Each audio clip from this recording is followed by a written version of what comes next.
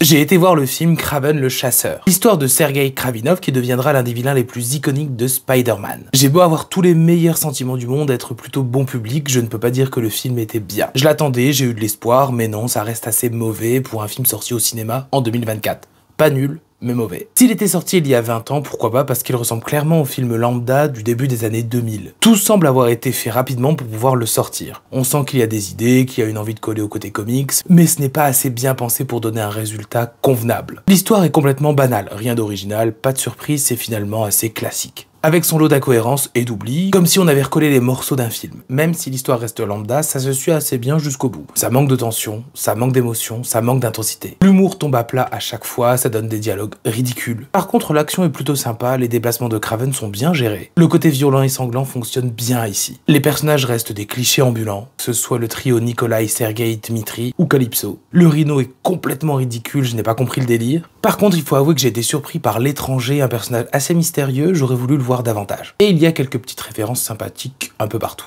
La réalisation est complètement lambda, rien qui sort de l'ordinaire, ça fait très daté. Les effets spéciaux sont mauvais, voire ridicules, avec des animaux pas crédibles et des fonds verts honteux quand on sait que Kraven est proche de la nature. La bande son est correcte. Le casting n'est pas à la hauteur, dommage, surtout quand on sait de quoi ils sont capables.